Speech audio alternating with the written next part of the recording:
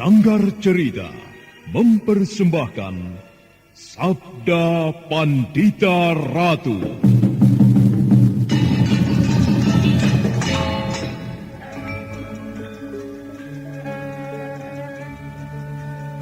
Ana tulis sing yuang widi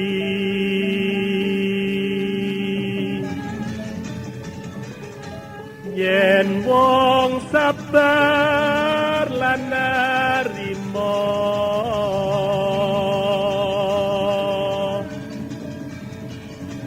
kinanjar dawa umure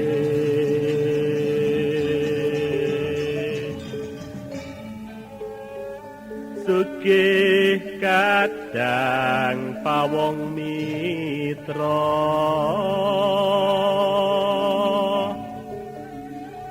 kinacek ing sama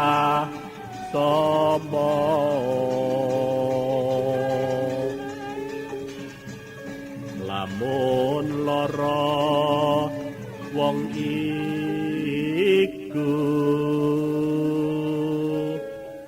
gampang gone antuk tombo.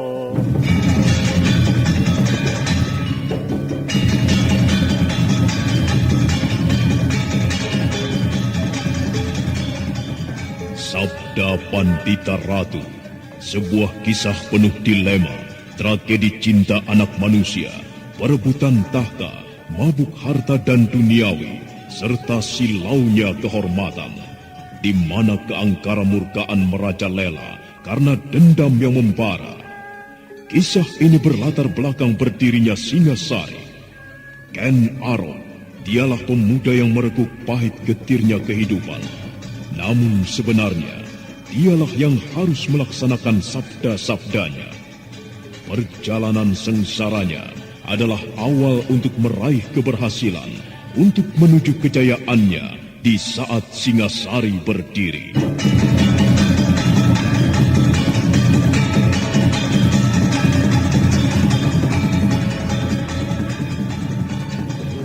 Paman memperhatikan wujud pemilik kapal itu? Iya, orang itu bernama Barat Maut. Mengapa? Dari mana Paman bisa mengetahui namanya? Di antara anak buahnya ada yang menyebut nama itu. Mengapa dengan orang itu, Badrawati? Wajahnya seram, Paman. Matanya hilang sebelah. Ada bekas luka yang melintang di keningnya. Mata yang hilang itu tentu akibat perkelahian. Kemudian tangan kanannya putus, Paman. Tangan itu kemudian diberi kait, bukan? Iya. Ada bekas darah yang mengering pada kaitan itu, Paman. Tidakkah Paman memperhatikan hal itu? Darah yang mengering itu artinya orang itu tentu sering menggunakan kaitannya untuk melukai orang, Paman. Dan bahkan mungkin untuk membunuhnya.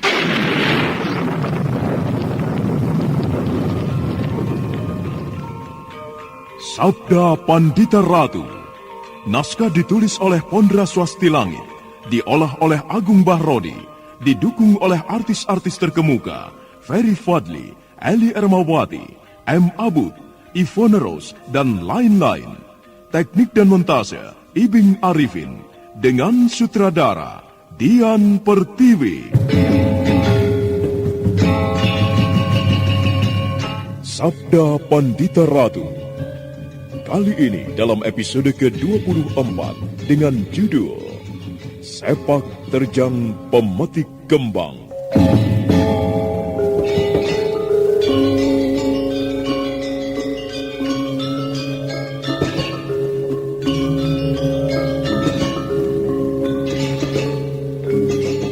Dalam seri ke-691 ini dengan para pemain Lani SWP sebagai Tenok, Rifki sebagai Bawat, Endang sebagai Nyai Pangkin, Ferry Fadli sebagai Kameswara, Ivone Rose sebagai Pinaka Swasti Ratu, dan pengantar cerita Asdi Suhastra.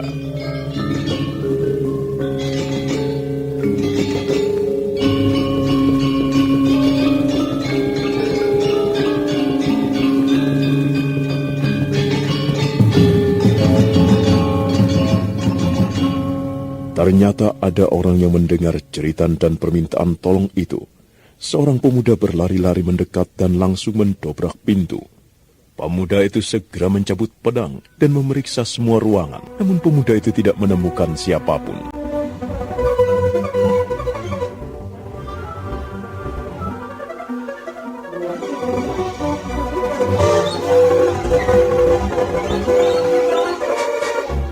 Ada apa, Denok? Mengapa keadaanmu seperti ini? Denok, berceritalah, ada apa? Ada maling yang datang. Mencuri apa? Aku... Kau kenapa, Denok? Aku diperkosa, Kakang. Hah? Apa? Kau diperkosa? Siapa yang melakukan?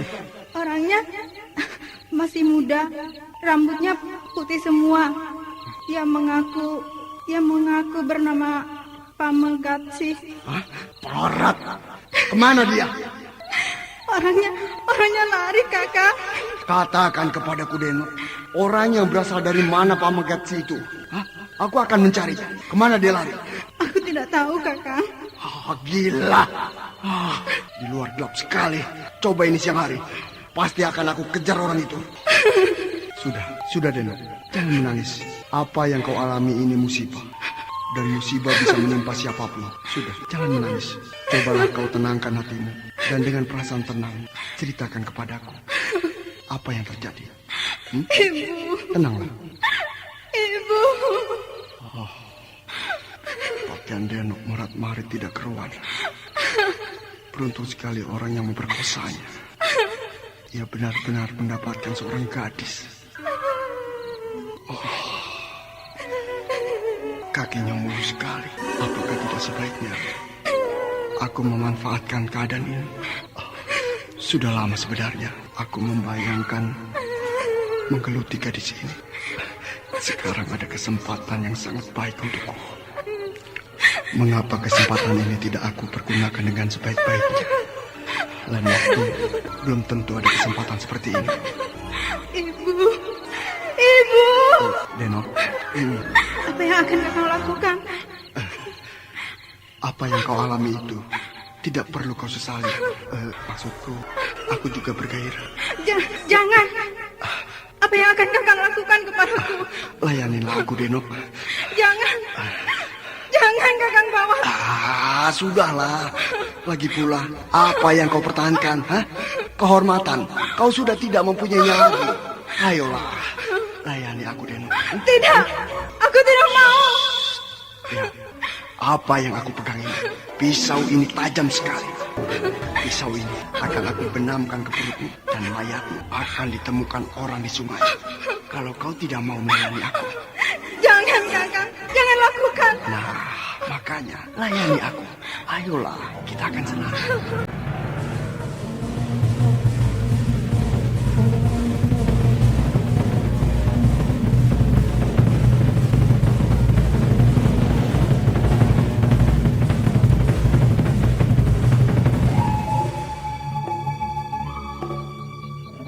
Keparat. Jadi itu yang dilakukan Bawat kepadamu. Bawatlah sebenarnya orang kedua yang telah memperkosa aku, Tuan. Dia juga mengancamku akan membunuhku jika aku bercerita pada orang atas apa yang diperbuatnya itu. Bawat bukan manusia lagi. Akan tetapi, manusia yang berperilaku seperti itu hanyalah binatang. Bibi sudah mengetahui apa yang sebenarnya dialami oleh anak gadis Bibi. Sudah, anak muda. Apa yang menimpa anakku? Ibarat sudah jatuh masih tertimpa tangga. Bawat tidak menolong, namun malah memanfaatkan keadaan.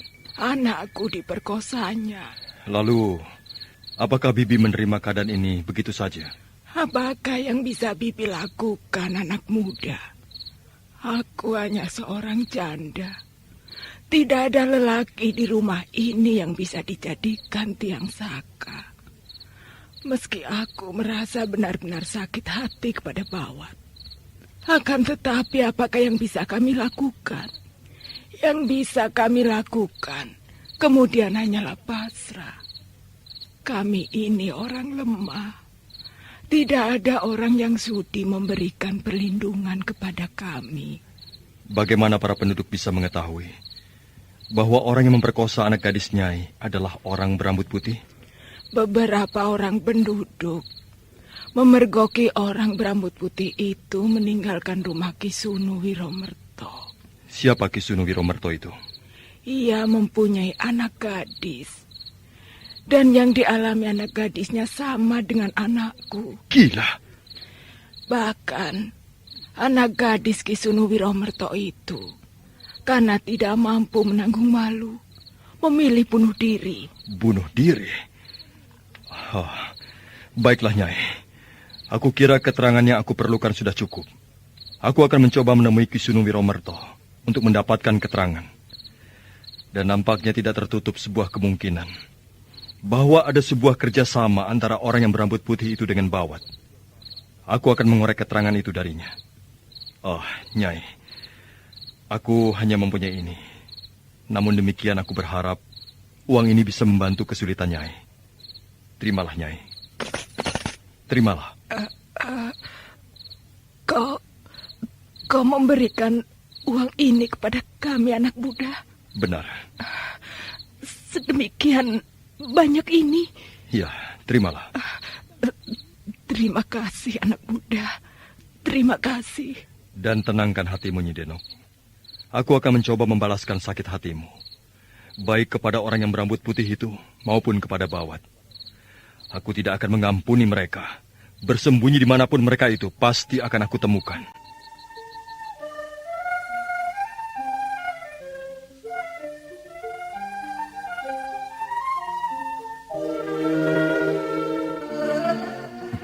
Seorang pemuda berambut putih. Ia mempunyai kegemaran menodai gadis-gadis. Namanya Pamegatsi. Pamegatsi berarti menceraikan kasih sayang. Nama itu sungguh sesuai dengan perbuatannya. Gemar memetik kembang-kembang, membiarkannya layu untuk selamanya. Tetapi dia berambut putih. Baiklah, akan aku selidiki kejadian ini sampai tuntas. Kalau perlu, akan aku peras darah pemuda bernama Bawat itu.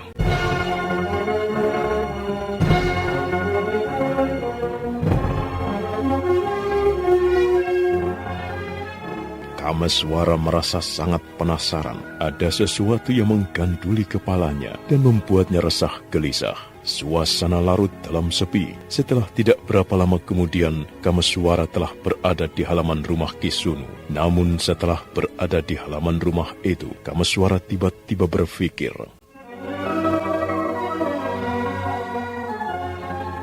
Oh, nampaknya tidak ada gunanya aku menemui Kisunu. Jika aku menemuinya dan menanyainya, yang terjadi mungkin justru akan melukai perasaan orang itu. Anaknya telah mati bunuh diri, meninggalkan kisah pahit yang tidak akan bisa dihapus sampai kapanpun. Aku merasa curiga bahwa ada sebuah hubungan antara Bawat dengan lelaki berambut putih bernama Pamegatsi itu. Ya, aku batalkan niatku untuk menemui Kisunu. Sebaiknya aku korek keterangan dari pemuda gila itu.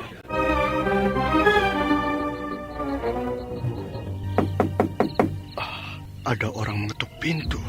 Siapa malam-malam begini menggangguku? Kisanak Bawat, bukalah pintunya. Aku ada keperluan denganmu. Suaranya suara orang yang tak mempan dibakar itu. Aku tahu kau berada di dalam, Kisanak. Ayo keluarlah, buka pintunya. Aku mempunyai sebuah keperluan denganmu. Gila. Orang itu nampaknya mendendam kepadaku dan bermaksud membuat perhitungan denganku. Wah, bagaimana ini? Bisa celaka aku. Sebaiknya aku pergi saja. Aku lari melewati pintu butulan belakang. Orang itu bisa membunuhku. Kisanak, bukalah pintunya. Bawat yang pada dasarnya mempunyai sikap pengecut dan penakut itu segera membuka pintu butulan di bagian belakang rumahnya. Dengan mengendap-endap dia berjalan. Dan setelah merasa agak jauh, ia kemudian berlari sifat kuping.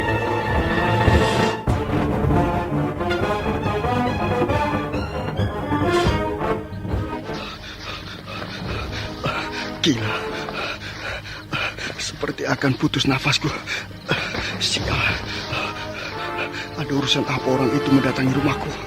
Tentu saja aku mempunyai keperluan denganmu, Kisanak. Kau akan menghindariku, Kisanak Bawat? Kau mau apa? Ada persoalan yang masih belum selesai.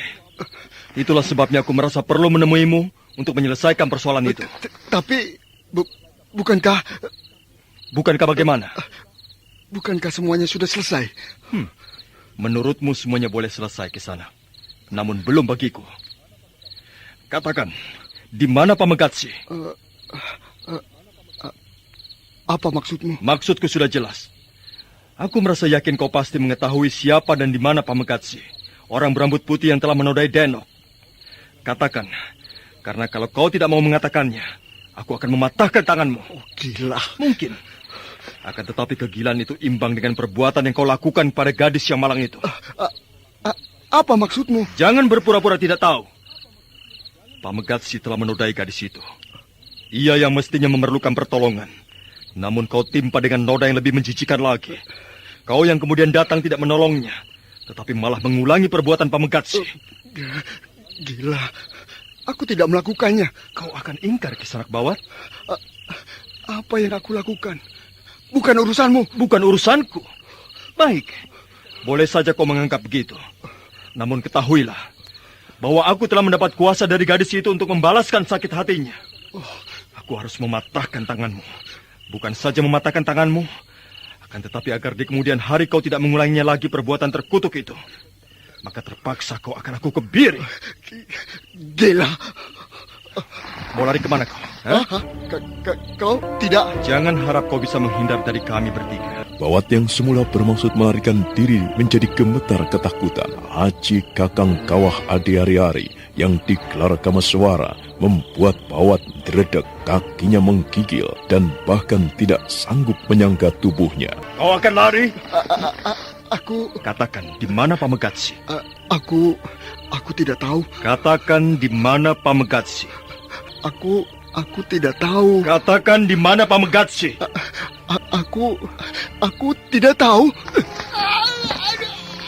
Aku akan mematahkan tangan ini. Jangan. Kalau kau tidak mau mengatakan di mana si pemetik bunga itu, maka aku akan mematahkan tanganmu ini. Dia bagaimana? Di mana? Orang itu tidak akan kemari lagi. Di mana dia? Oh, gila. Perbuatan siapa ini? Hei, jangan lari! Jangan lari. Siapa yang lari? Aku tidak lari. Hah? Kau? Sebuah pisau tiba-tiba melesat dari kegelapan malam. Kameswara terkejut dan segera melenting menghindarinya. Tetapi pisau-pisau yang lain bagaikan hujan menyibukkannya. Salah sebuah pisau menancap di selangkangan Bawat, mengebirinya hingga pemuda itu menjerit kesakitan. Darah bersimbah di dekapan tangannya. Kameswara segera melenting dan kemudian meloncat di depan orang yang melemparkan pisau dengan beruntun itu. Kameswara tertegun melihat orang itu.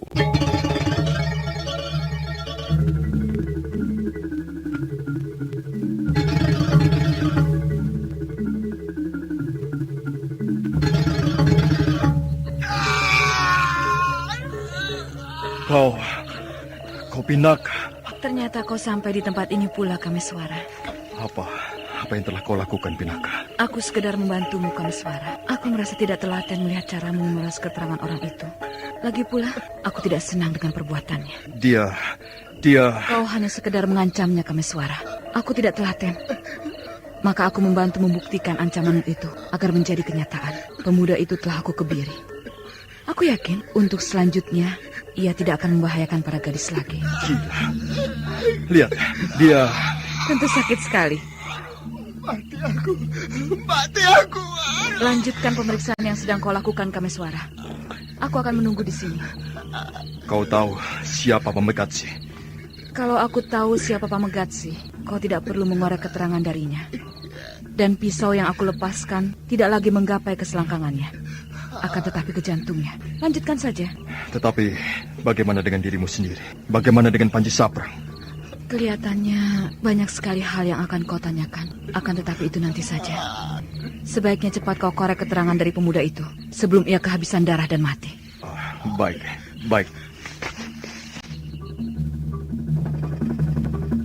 Sebenarnya Kameswara merasa iba melihat keadaan pemuda yang bernama Bawat itu. Pemuda itu terduduk dengan tangan basah oleh merah darah. Pemuda itu menggigit bibir untuk meredakan rasa sakit yang luar biasa yang dideritanya.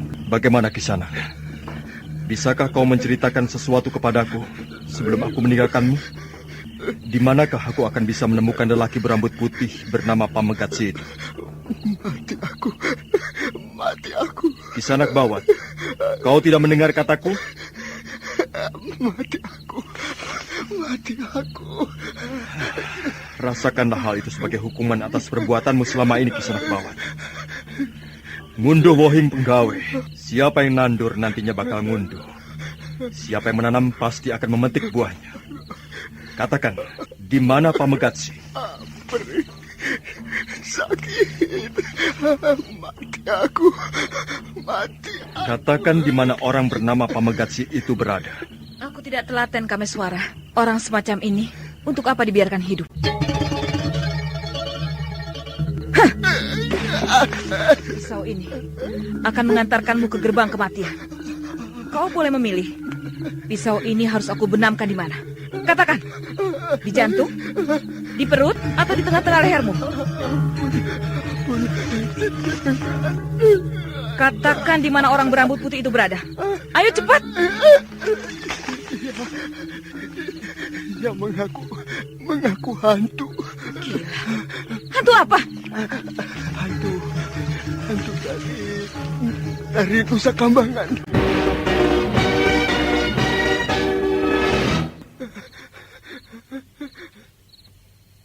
Bukan main. Hantu dari Nusa Kambangan. Sebuah julukan yang mengerikan.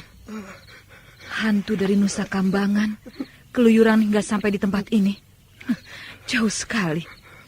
Tempat itu jauh sekali dari sini, Kisanak Bawat. Mengapa ia sampai di sini? Aku tidak tahu. Katanya sakit. Cepat katakan. Orang itu sedang pergi ke Mentau? Iya. Aku sudah menduga kalau ia berurusan dengan Mentau. Baik, kau sudah memberikan keterangan dengan jelas. Sebagai imbalan, terimalah keadaanmu itu dengan hati yang bersih. Itu hukuman atas perbuatanmu yang biadab pada gadis anak Nyai Pangkin itu.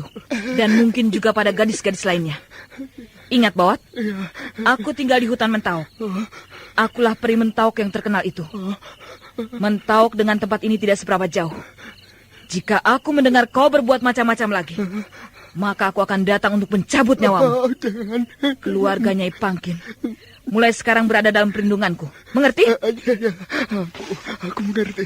Berjanjilah, kau tidak akan mengulangi perbuatanmu itu. Aku berjanji. Ia tidak perlu berjanji, Pinaka. Keadaannya yang sekarang menyebabkan ia tak mungkin mengganggu perempuan lagi. Masih bisa. Mungkin ia akan berbuat kasar untuk membalas dendam dan sebagainya.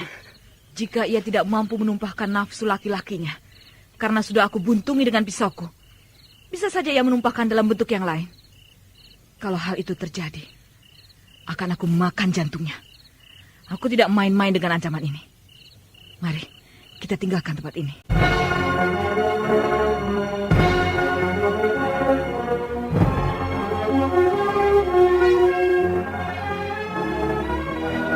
Di tepi sebuah sungai yang airnya mengalir gemericik, Kameswara duduk bersandar di batu. Pinaka Swasti Ratu berbaring bersandar di pangkuannya. Kameswara membusai rambut istrinya, yang ternyata adalah kakak kandungnya itu dengan mesra. Tatapan mata pemuda itu memandang ke arah langit, pada kerlap-kerlip bintang-bintang yang bertaburan tak terbilang jumlahnya.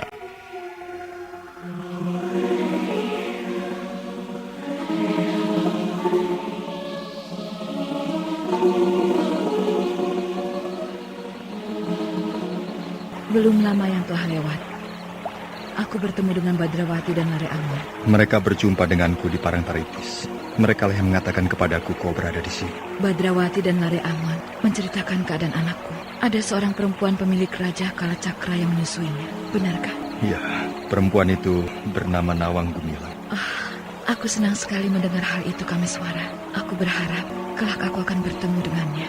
Aku akan memeluknya untuk mengungkapkan rasa terima kasihku yang tiada terkiranya. Sebagai seorang ibu, aku adalah jenis ibu keparat karena tidak mampu menunaikan tugas seorang ibu dengan baik. Namun untunglah ada perempuan yang baik hati itu. Untuk apa yang dilakukannya, bahkan mencium kakinya pun aku tidak keberatan. Tapi Benarkah anakku berada dalam perlindungan yang benar-benar aman, Kameswara? Ya, paling tidak untuk saat ini titisan Durga itu tidak akan mampu menjamahnya. Syukurlah. Selama ini aku selalu gelisah memikirkan hal itu. Jika kau yang mengatakan kepadaku, aku percaya, Kameswara. Bagaimana denganmu sendiri, Pinaka? Ya, seperti inilah keadaanku. Wujudmu tidak karuan. Pakaianmu compang-camping. Rambutmu awut-awutan. Orang yang berjumpa denganmu tentu banyak yang mengira kau adalah peri atau kuntilanak. Keadaan yang kacau balau ini menyebabkan kau lupa merawat dirimu. Mengapa kau tidak melaksanakan saranku? Maafkan aku, Kameswara. Sulit sekali aku melaksanakan petunjuk itu. Aku sudah mencoba untuk bertapa, memusatkan diri dalam mesuprata, menutup babahan hawa 9 di tubuhku. Namun aku tidak mampu. Raja Mata Durga itu begitu kuat mencengkeram jiwamu. Ya, benar, Kameswara. Terutama pada saat bulan purnama. Raja di tangan kiriku ini benar-benar menggeretaki tubuhku, mengaliri segenap pori-pori darahku, sehingga aku tidak sadar sama sekali apa yang aku lakukan. Aku kehilangan diriku. Yang mengeram pada tubuhku adalah jiwa yang lain, bahkan seperti binatang. Beruntunglah, saat itu Badrawati telah bertindak cepat. Ia membawa lari dengan paksa anakku. Bagaimana dengan Panji Saprang? Yang bisa aku lakukan, selama ini aku selalu mengikutinya. Kemanapun ia pergi, aku mengganggu apapun yang dilakukannya. Bukankah ia memiliki aji Condo Birowo? Ajian yang dimilikinya itu dahsyat sekali, Kameswara. Ia mempunyai piaraan 2 makhluk bajang yang mampu berkembang biak. Dibunuh satu, maka yang dibunuh itu akan membelah diri menjadi 2. Sebuah ilmu yang tentu sangat merepotkan. Apakah kau sudah menemukan cara untuk menghadapinya? Hanya orang yang berhati bersih saja yang mampu menghalau bajang-bajang keparat itu. Aku tidak berhati bersih. Kau pun juga nampaknya tidak. Maka kita berdua tentu tidak bisa menghadapi ajian Condro Birowo itu. Jika anak kita kelak telah dewasa, mungkin ia satu-satunya orang yang sanggup menghadapi ajian itu.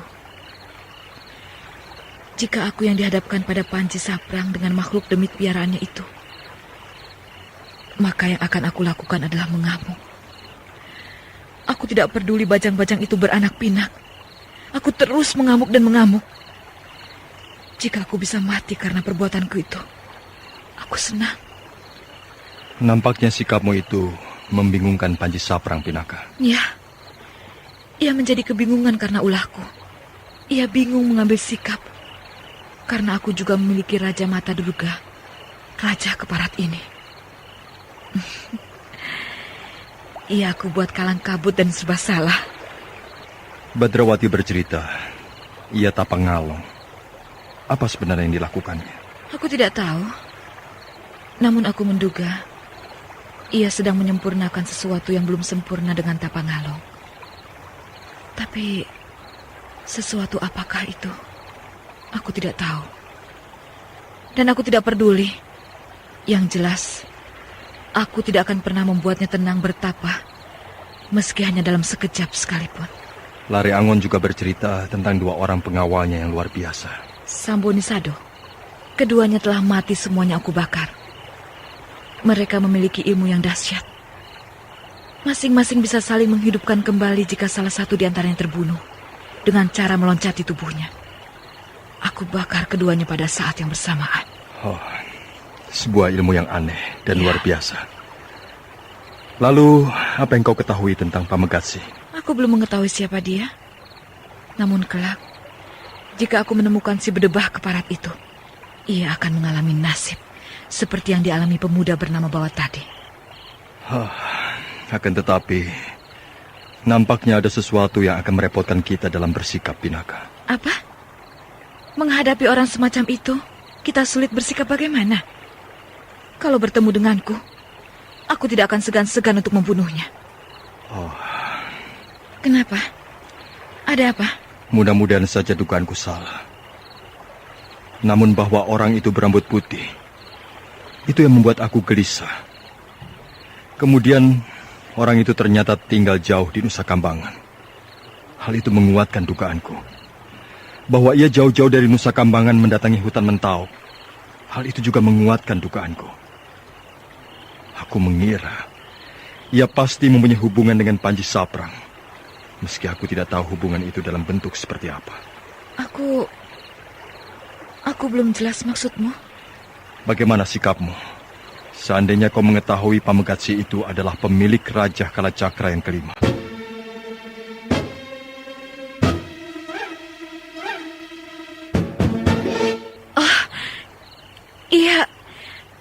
Ia salah seorang pemilik Raja Kalacakra. Iya. Perbuatannya seperti itu. Itulah yang sedang aku renungkan. Sudah yakinkah kau bahwa orang itu memiliki Raja Kalacakra? Hanya sampai pada sebuah dugaan, Pinaka. Akan tetapi firasatku mengatakan dugaan itu benar. Tapi bagaimana mungkin? Keberadaan orang-orang yang memiliki Raja Kalacakra itu memang aneh, Pinaka. Seperti betapa anehnya kau yang adalah ibu dari Parameswara justru memiliki Raja Mata Durga. Memang sulit dimengerti.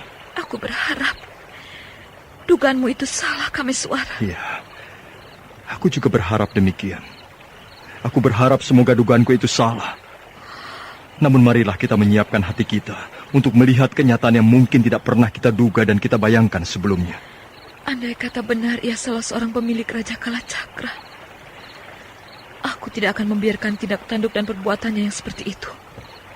Kelak, ia akan berhadapan dengan aku. Gemericik air masih mengalir. Pinaka Swastirati yang membaringkan diri di pangkuan adik lelakinya itu memandangi bintang, mencoba mengira-ngira berapa jumlahnya. Keheningan itu serasa larut mengusik hati Kameswara, manakala tangan kanannya membusai rambut kakaknya yang pernah menjadi istrinya itu. Kenangan masa silam itu seperti terputar kembali dalam kenangannya. Nah, apa yang akan dilakukan Kameswara dan Pinaka Swastiratu? Dan bagaimana dengan perjalanan Badrawati dan Lare Angon? Saudara pendengar, untuk mengetahui jawabannya, ikutilah kelanjutan kisah ini dalam seri berikutnya. Sampai jumpa.